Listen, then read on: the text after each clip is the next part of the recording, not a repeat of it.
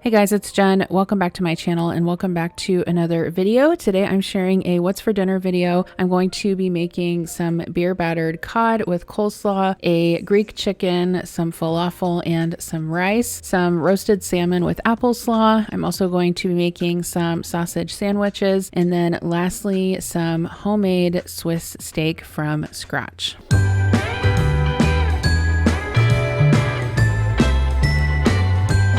I want to thank Built Bar for sponsoring. You guys know I've been working with them for quite some time and I use their bars all the time for both a breakfast replacement, and I also just like them for a sweet treat in the afternoons with a cup of coffee when I want to make a better choice. If you guys have any New Year's resolutions to eat healthier or to maybe just eat less sugar, Built Bar is a great choice for that. They have a ton of different flavors on their site. They have variety packs and they also come out with a lot of different seasonal flavors, so make sure that you follow them on social media to keep up with those. They've also recently come out with these built puffs.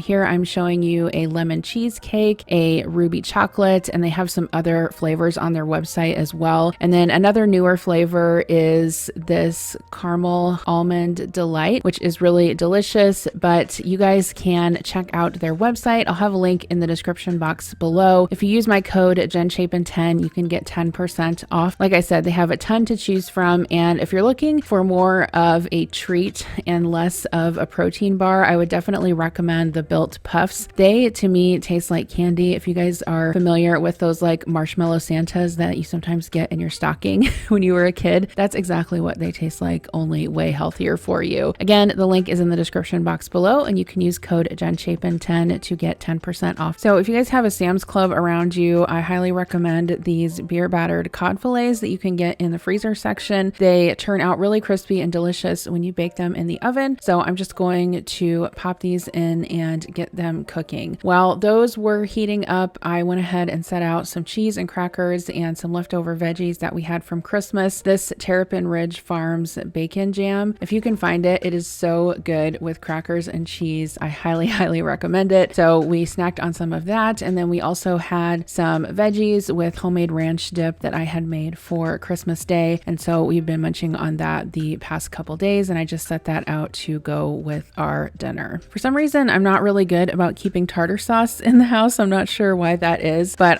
I'm going to go ahead and make some homemade. It's not that hard to make. I'm just going to put some mayo in a bowl and add some relish, and I don't really use measurements for this just because it is definitely to your taste. I added some lemon juice, and I'm also going to add some diced jalapeno. We used to have this restaurant around here where Adam would always get fish and chips, and they had a jalapeno tartar sauce, and he always likes me to add some of that to the tartar sauce when I make it. I also added some dill and some pepper. Definitely hold off on the salt until you taste it. Okay, so here is Adam's plate. I just gave him 3 of the cod fillets. We had some coleslaw left over from Christmas Day, and then we also had some ranch dip and some veggies and the tartar sauce. And I also wanted to give you guys an idea to repurpose these fish fillets if you have them left over for fish tacos. Here I put this on a flour tortilla with some guacamole, some cabbage, some cilantro, and some sour cream. They make awesome fish tacos too if you want to try that. Okay, so the next dinner that I'm going to make is sort of a Greek inspired chicken, even though yes, I'm using this lime mojito marinade mix. I figured it was close enough to Greek flavors with the citrus in it, and it was in my pantry and I wanted to get it used up, so I just marinated 4 chicken breasts in a Ziploc bag with that. When it came time to cook dinner, I'm going to go ahead and use this lemon rice recipe that I found online. I can link it down below, although I do suggest some modifications, which I will talk about. So I'm going to use my Instant Pot because I'm terrible at cooking rice any other way. So I have some basmati rice here, 2 cups of that. I did end up doubling this recipe because the original recipe was only for 2 people. And then I also have some olive oil that I'm going to put into the bottom of the Instant Pot because we're going to saute and brown the rice a little bit before we cook it. So I'm also going to make a salad to go with dinner, and I guess you could say my inspiration for this particular meal was this restaurant we have in Iowa City called Oasis.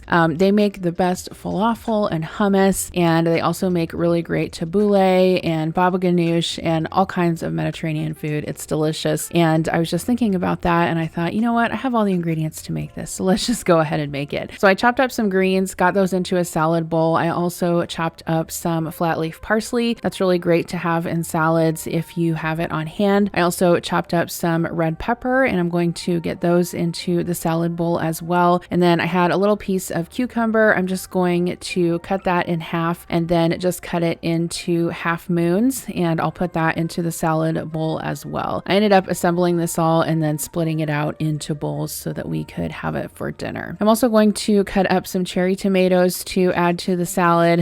Kira does not like cherry tomatoes, but I basically just take those out before I serve up her salad. You can leave those out, obviously, if you don't like tomatoes. Another thing to add to the salad would be red onions or pepperoncini or black olives. Okay, so I'm going to go ahead and start cooking my rice. I had the oil heating up in the bottom of the Instant Pot on the saute function. I put in my rinsed rice and 2 teaspoons of dried basil, and you just want to stir and cook that for about 5 minutes until the rice gets toasty on the bottom. Just make sure that you don't burn it. While that was cooking, I went ahead and prepped some lemon juice. The recipe calls for 2 tablespoons of lemon juice. It also calls for garlic salt. I don't usually keep that on hand, so I'm going to use this Alpine Touch along with a pinch of turmeric. And when the rice is done sauteing, you can go ahead and add your 2 cups of water, the lemon juice, and the seasoning. I think if I made this over again, I would add a little bit of powdered chicken bouillon. The rice was good, but I do think it could use a little bit more flavor, so I think I will make that modification. Okay, I'm gonna get my chicken into the air fryer. This is the best way to cook chicken breast, in my opinion. I'm going to cook this at 380 degrees for 12 minutes and then go ahead and let it rest, and it turns out perfectly. So here is my rice after I let the Instant Pot do about a 15-minute natural pressure release. This is nice and fluffy, and the best thing about making it in the Instant Pot is that you can use the keep warm function to keep it warm while you are working on assembling the rest of your dinner. If you have some flat leaf parsley, you can add a little bit more of that in at the end as well. Here is my chicken. As you can see, that turned out really juicy and flavorful, perfectly cooked. I typically like to slice my chicken ahead of time before I add it to the plate. I just find that it's easier to eat that way. You can obviously have your family cut their own chicken up. I just find that my family likes it better and it tastes better for them if I slice it up ahead of time. So I'm just slicing up 2 chicken breasts here for the kids. They were super hungry because they had just got home from swim, so they were ready to eat. So I'm also going to cook some falafel, and if you've never had falafel before, it's basically like a chickpea fritter. I had these in the freezer and I just thawed them out on the counter. The best way I find to cook them is just to saute them in a little bit of olive oil in a skillet. That makes them nice and crispy on the outside, which is the best in my opinion, and makes them the most flavorful. So once those are done, you can go ahead and remove them to a plate that you have lined with a paper towel just to catch some of the olive oil. And then to finish them, I just recommend sprinkling them with a little bit of kosher salt or sea salt before you serve them. So to go with this meal, I had this garlic mint yogurt sauce. I actually got this in a subscription box, but you could definitely look for a recipe to make your own if you wanted to.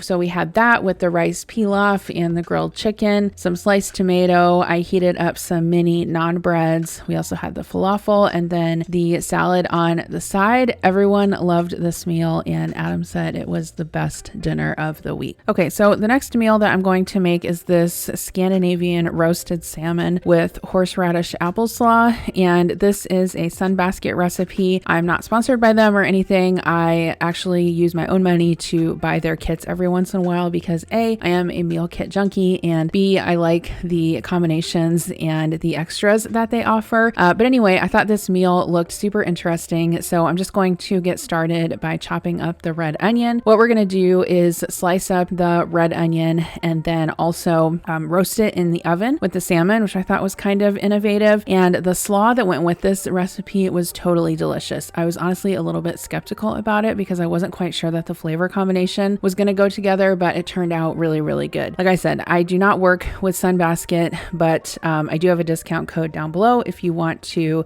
try it out. I always like trying them for just, I don't know, new flavor combinations. And I knew that the week after Christmas, I needed to eat some more veg veggies and get those in my diet. So the unique thing about this recipe is that it actually called for beet powder in the coating of the salmon. So I'm just getting that into a bowl and mixing it with the other spices, some dill and some caraway seed. And then I'll season that with salt and pepper and mix in some olive oil. And I'm going to whisk that up, and that will be a coating for the fish. Now, I actually made this meal for Kira and and I did not think would appreciate the beet powder on top of her salmon. So I did go ahead and leave that off of her portion. Okay, so I'm going to go ahead and get my roasting pan ready. So on one side, I'm going to put my sliced onions, and then on the other side, I will place my salmon. So this salmon comes with the skin on, which is fine because when you end up roasting it in the oven, the skin will pretty much stick to the pan, and then you can just pull off the fillet. I know some people like to eat the salmon skin. I personally don't prefer that, but if you do, then you can definitely put some olive oil on the bottom so that the skin doesn't stick. So I'm going to take the beet powder mixture and put that over my portion, and then on Kira's portion, I'm just going to add some olive oil, and I'm just going to season it simply with some all-purpose seasoning that I had in the cupboard, and I'll go ahead and give the onions a salt and pepper, drizzle those with some olive oil, and then this is all going to go into the oven to roast for about 12 minutes. Next, I needed to cut up my apples for the apple slaw. So the recipe said to cut these into matchsticks. I did the best job that I could without being too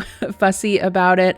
Basically, you kind of just want them in small, thin, bite-sized pieces, and this is definitely a recipe that you could recreate at home. I would definitely make this again. Like I said, the combination of the apples and the red onions and the celery is really delicious. Okay, the next thing that I'm going to work on is slicing up some celery. I just made sure to slice this really thinly. I don't really prefer big chunks of celery in anything that I eat, so I just sliced this up thin and put it into the bowl along with my sliced apples. I also had my sliced onions in the bottom of there. I added some cider vinegar, a few drizzles of olive oil, and then I'm also going to add the horseradish. Now, this was the thing that I was like, I don't know if this is going to go together because horseradish is such a strong flavor, but it worked out really well. I seasoned it with salt and pepper and kind of just let that sit and marinate until it was time to eat. Okay, so here is the finished plate. You can see the salmon with the roasted beet powder and that delicious apple celery slaw on the side. Definitely would make this again. It was a really healthy and delicious dinner. Okay, so the next meal that we are going to make is some sausage sandwiches, and this is a family recipe that I've really never shared before on my channel. I have some Graziano's sausage, some cheese, some chopped up peppers and onions, and some French bread. So this was actually a meal that my stepdad said, hey, I'll bring everything over if you want to cook it. And so I was like, yes, of course, I would love to do that. So I'm sauteing some onions and peppers in a pan, and I'm just going to get these really soft, season them with salt and pepper, and then just saute them down until they are softened. You can use any type of peppers for this recipe, green, red, whatever you have on hand. And I also added some garlic to the pan as well. I also wanted to serve fries with this, so I just put a bag of good old Aldi frozen French fries into the oven and got those going while I prepared the sausage patties. So this is Graziano's sausage. They are actually a Des Moines grocery store and deli. If you guys are familiar with it, let me know down in the comments, but they do sell their sausage throughout Iowa at different Hy-Vees, I think. I'm not sure if it's sold anywhere else, but it's a really flavorful Italian sausage, and if you can ever get your hands on it, I would definitely recommend it. But what we like to do is make it into patties, and then we pan fry them, serve them with peppers and onions and cheese and a little bit of marinara sauce on French bread. It's really, really good, and this is something that I can remember my stepdad making when I was a teenager, and it's also something that he said his mom used to make for him when he was a kid because he is from Des Moines, where the original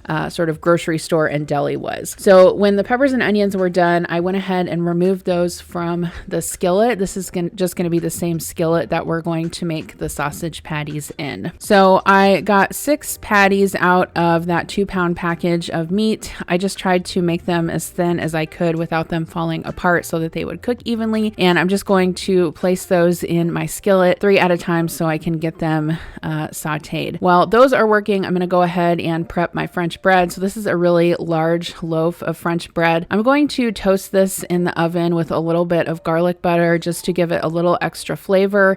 This is an optional step, and you could also make this with like hoagie rolls or even hamburger buns if you wanted to, but I'm just cutting these into sort of sandwich shapes and cutting those in half. Okay, so here are the sausage patties. You can see I'm going to give them a flip. They do cook through pretty evenly as long as you keep the skillet on medium to medium high. Just make sure that they cook all the way inside before they burn on the outside. And then I'm going to go ahead and get my bread into the oven as well. When the sausage was done, I went ahead and scooted all of those over to the side, put the peppers and onions back in the pan, and added some provolone cheese to melt. And then you can see I have my toasted garlic bread here. I'm just putting a patty on top of that and serving it with some marinara sauce and some fries on the side. I highly recommend this recipe. Even if you can't get your hands on this particular sausage, it's still really, really good no matter what kind of sausage that you have. Okay, so the next recipe that I'm going to share with you is for Swiss steak, and I'm actually using my Aldi cookbook for this recipe. I'll link this down below, but what you'll need for this is some salt and pepper, some minute steak or cube steak. I also like to season this with some garlic powder, and you can find recipes like this online as well. It's basically a recipe where you take minute steak or cubed round steak, you